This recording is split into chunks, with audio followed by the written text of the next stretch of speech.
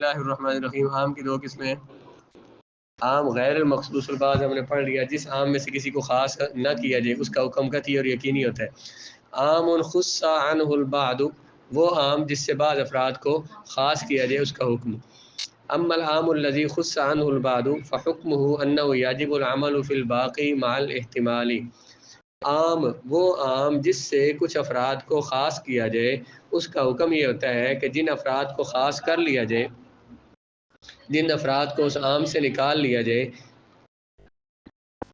ان پر جو عام سے کچھ افراد کو نکال لیا جاتا ہے، خاص کر لیا گیا، جو باقی افراد ہیں اس میں ان پر حکم بھی واجب ہوتا ہے، ان پر عمل کرنا بھی واجب ہوتا ہے، لیکن اس میں احتمال ہوتا ہے۔ احتمال کا معنی یہ گنجائش ہوتی ہے کہ ہو سکتا ہے کہ کوئی اور افراد بھی اس سے خاص کر لیے جائیں۔ عام سے جب کچھ افراد کو خاص کر لیا جائے تو جو عام میں جو افراد باقی ہوتے ہیں ان کا حکم قطعی نہیں ہوتا، ظنی ہو جاتا ہے، ان پر عمل کرنا واجب ہوتا ہے، لیکن ساتھ یہ گمان بھی ہوتا ہے کہ شاید کچھ اور افراد بھی ان میں سے خاص ہو جائیں۔ اس کی آگے وضاحت کرتے ہیں۔ فَإِذَا قَامَتْ دَلِيلُ عَلَىٰ تَخْصِيصِ الْبَاقِي يَجُوزُ التَّخْصِيصُ بِخَبْرِ الْوَاحِدِ۔ اگر کسی اور باقی افراد کی تخصیص پر بھی کوئی دلیل قائم ہو جائے تو خبر واحد کے ذریعے اور قیاس کے ذریعے ان افراد کو خاص کرنا بھی جائز ہے، یہاں تک کہ اس میں کم از کم 3 فرد رہ جائے۔ دیکھیں نا، ایک جملہ ہے کہ مثلا ہم یہ کہیں کہ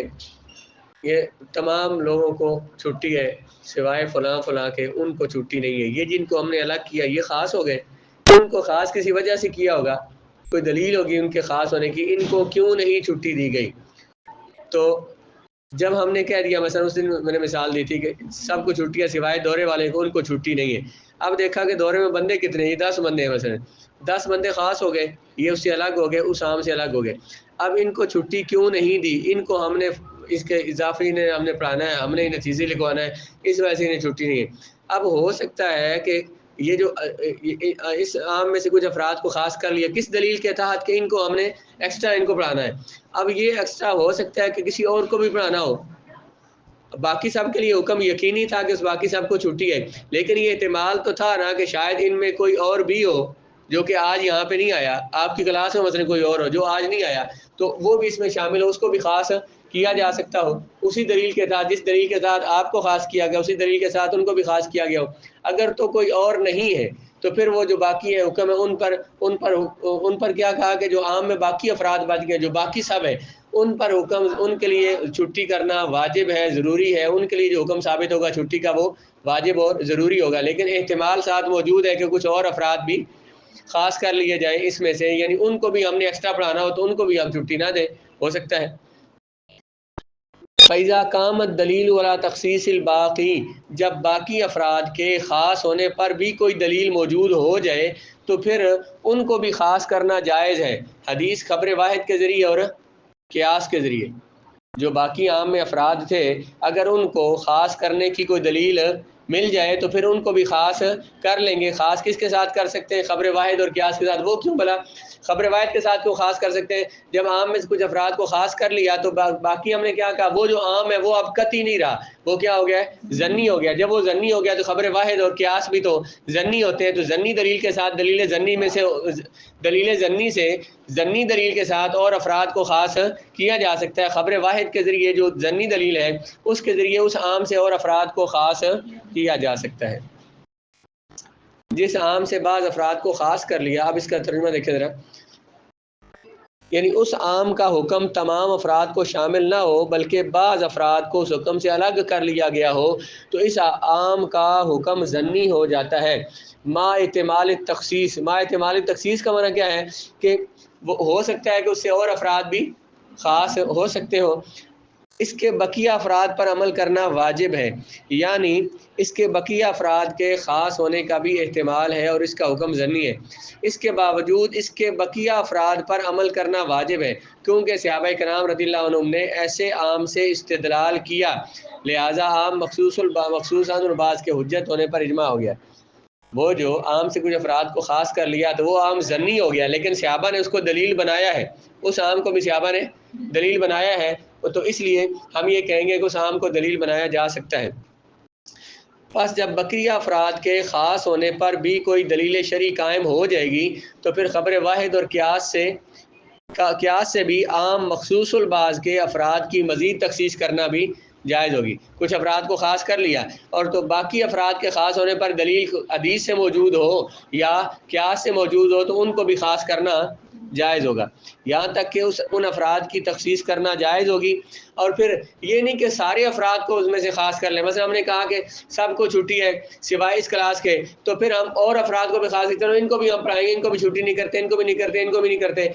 کہتے ہیں وہ جو عام تھا مثلا 100 بندے تھے باقی تو وہ کثیر افراد تھے، ان میں سے ہم خاص کرتے گئے تو خاص کر سکتے ہیں، لیکن یہاں تک کہ اس میں 3 فرد باقی رہ جائیں اب خاص نہیں کر سکتے۔ مثلا 97 بندوں کو خاص کر لیا کہ ان کا حکم الگ ہو گیا، ان کو چھٹی نہیں ہے، 3 بندوں کو کم از کم اس میں چھٹی ہونی چاہیے، کیونکہ اگر ہم وہ جو عام لفظ ہوتا ہے وہ جمع ہوتا ہے اور جمع میں کم از کم کتنے افراد ہوتے ہیں؟ 3 ہوتے ہیں، اگر ہم اس میں سارے افراد کو خاص کر لیں گے تو وہ جو لفظ عام تھا وہ جمع تھا، اس جمع کا جمع ہونا باطل ہو جائے گا، اس کا جمع کا معنی باطل ہو جائے گا، اس لیے کم از کم اس میں 3 افراد باقی رہنے چاہیے، اتنے باقی افراد کو خاص کر سکتے ہیں۔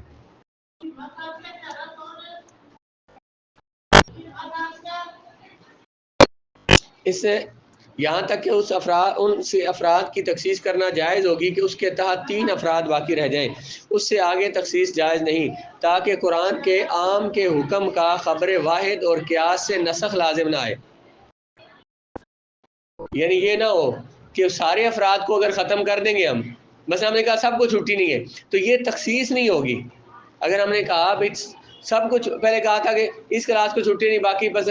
70-80 بندے کو چھٹی ہے، اگر ہم نے کہا سب کو چھٹی نہیں، اس کو خاص کرنا نہیں کہتے، اس کو کہتے ہیں منسوخ ہونا۔ وہ جو حکم لگایا تھا چھٹی کا وہ حکم کیا ہو گیا؟ منسوخ ہو گیا، بدل گیا۔ تو قرآن کے عام کو خبر واحد کے ساتھ منسوخ نہیں کر سکتے، اس وجہ سے اسے منسوخ نہیں کر سکتے، بلکہ اس میں تخصیص لا سکتے تھے، لیکن اس کو منسوخ نہیں کر سکتے۔ مزید جب 3 افراد باقی رہ جائیں گے تو اس سے آگے تخصیص کرنا جائز نہیں ہے، کیونکہ اب وہ قرآن اگر 3 فرد بھی اس میں باقی نہ رہے تو وہ لفظ عام جو ہے، وہ جو جمع لفظ ہے وہ تو باطل ہو جائے گا، اس کا حکم باطل ہو جائے گا اور وہ منسوخ ہو جائے گا۔ تو منسوخ کرنا خبر واحد کے ساتھ قرآن کے عام کو منسوخ کرنا جائز، قرآن کے عام کو خبر واحد کے ساتھ منسوخ کرنا جائز ہے۔ جب کل حکم باطل، دیکھیں نا، جب ہم خاص افراد کر رہے تھے تو وہ عام ضمنی ہو گیا تھا، لیکن جب ہم نے کل کو ہی خاص کر لیا تو سمجھو سب کو ہم نے منسوخ کر دیا، حکم منسوخ ہو گیا۔ تو اب منسوخ ہم قرآن کے اس عام کو کر رہے ہیں، کل عام کو کر رہے ہیں جو مخصوص نہیں کیا گیا۔ جب سب کو چھٹی نہیں ہے تو کوئی خاص ہوا، اس میں سے کوئی بھی نہیں خاص ہوا، تو وہ عام جو ہے وہ غیر مخصوص الباز ہوا۔ جب عام غیر مخصوص الباز وہ تو قطعی ہوتا ہے، اس کی خبر واحد کے ساتھ اس کو منسوخ نہیں کر سکتے، کیونکہ خبر واحد ضمنی ہوتی ہے اور ضمنی دلیل کے ساتھ دلیل قطعی کو منسوخ نہیں کیا جا سکتا۔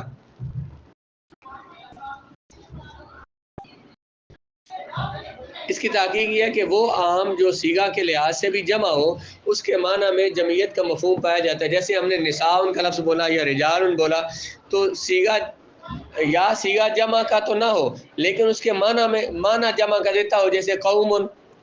لفظ رجال جو ہے یہ دیکھیں جمع کا لفظ بھی ہے اور کثیر افراد کا معنی دیتا ہے، اس لیے یہ عام ہے۔ اس طرح کو لفظ کبھی جمع تو نہیں ہوتا لیکن معنی جمع کر دیتا ہے، جیسے قوم، یہ جو ہے یہ لفظ مفرد ہے لیکن معنی جمع کر دیتا ہے۔ تو اس کی تخصیص یہاں تک ہو سکتی ہے کہ عام کے حکم کے تحت کم از کم 3 افراد باقی رہ جائیں، افراد کو اس میں سے خاص کرتے رہے کم از کم 3 جو ہے وہ اس لفظ عام میں باقی رہ جائیں، کیونکہ عام میں جمع کا معنی پایا جاتا ہے اور جمع کا اطلاق کم از کم 3 پر ہوتا ہے۔ بس اگر اس کے تحت 3 افراد بھی نہ رہے تو لفظ کے بنانے کا، وضع کرنے کا مقصد ہی باقی نہیں رہے گا۔ لیکن وہ عام جو نہ صیغہ کے اعتبار سے جمع ہو اور نہ ہی اس میں جمع کا معنی پایا جاتا ہو، اس میں سے تخصیص ہو سکتی ہے یہاں تک اس میں 1 فرد باقی رہ جائے۔ یہ جو کہا تھا کہ عام میں تخصیص کرتے کرتے کم از کم اس میں کتنے فرد رہنے چاہیے؟ 3۔ وہ تب ہے جب وہ لفظ جمع ہو، جب وہ لفظ کیا ہو؟ لفظاً جمع ہو یا معنی جمع ہو۔ اگر وہ لفظ جمع نہیں ہے تو پھر اس میں تخصیص اتنی کر سکتے ہیں کہ بس 1 فرد اس میں رہ جائے، باقی سب کو خاص کیا جا سکتا ہے۔ جیسے من اور ماں ہے، یہ لفظاً بھی جمع نہیں ہے اور مانن بھی، معنی اگرچہ جمع کے معنی میں استعمال ہوتے ہیں لیکن ان سے اگر افراد کو خاص کرتے ہیں تو ایک فرد کا باقی رہنا ضروری ہے۔ یہی حال اس میں جنس کا ہے جو معرف باللام ہو، اور وہ جمع جو معرف باللام ہو ان میں بھی ایسے ہی ہے۔ دیکھیں نا، المرأۃ مرأۃ یا رجل، یہ اس میں جنس ہے، کثیر افراد میں بولا جاتا ہے۔ اس پر اگر الف لام داخل کیا جائے تو یہ عام ہو جاتا ہے، اس میں سے افراد کو کم کرتے ہیں تخصیص کرتے ہیں، یہاں تک کہ ایک فرد باقی رہ جائے تو اتنی تخصیص کرنا اس میں جائز ہے۔ اس طرح وہ کوئی جمع ہو، جیسے رجال و جمع، اس کے اوپر الف لام داخل کر دیا جائے، یہ بھی عام ہو جاتا ہے، اس کا حکم بھی یہی ہے۔ آگے مزید اس کی قرآن سے جب مثال آئے گی تو پھر اس کو سمجھیں گے۔ اب اس کا صرف حکم بیان کیا عام مخصوص الفاظ۔